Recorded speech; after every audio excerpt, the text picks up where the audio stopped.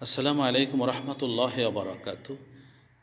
আমাদের প্রিয় নবী মোহাম্মদ রসুল্লাহ সাল্লাহ সাল্লাম মেরাজ রজনীতে আল্লাহর কুদরতি জগৎ ঘুরে ঘুরে দেখেছেন জান্নাতের সুখ ও আনন্দ, দেখেছেন জাহান্নামের শাস্তি।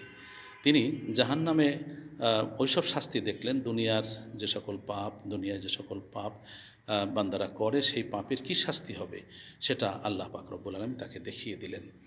তিনি এক জায়গায় দেখলেন যে কিছু লোক তারা লাকড়ি কুড়াচ্ছে, এমন বড় বোঝা করেছে যে বোঝা উঠাতে পারছে না, কিন্তু তারপরে এই বোঝা তারা বৃদ্ধি করে চলছে। তখন নবী সাল্লাল্লাহু আলাইহি ওয়াসাল্লাম জিজ্ঞেস করলেন যে তারা যে এই যে কষ্ট করছে, বোঝা উঠাতে পারছে না এবং চিৎকার করছে, শাস্তি পাচ্ছে, এরা কারা? তখন রাসূল পাক সাল্লাল্লাহু আলাইহি ওয়াসাল্লামকে জিবরিল জানালেন যে এরা হচ্ছে তারা যারা আমানতের খেয়ানত করেছে, আমানত আদায় করেনি। অর্থাৎ আমরা নিজেদের যে দায়িত্ব সেটাই তো পালন করতে পারি না, তারপরে যখন অন্যের কিছু আমানত রাখি, সে আমানত যথাযথভাবে আদায় না করলে তো আমাদের পাপের পাল্লা এভাবে ভারী হতেই থাকবে, তখন আর আমাদের নাজাত পাওয়ার কোনো উপায় থাকবে না। আল্লাহ পাক রব্বুল আলামিন আমাদেরকে তার সকল নির্দেশাবলী পালন করার তৌফিক দিন।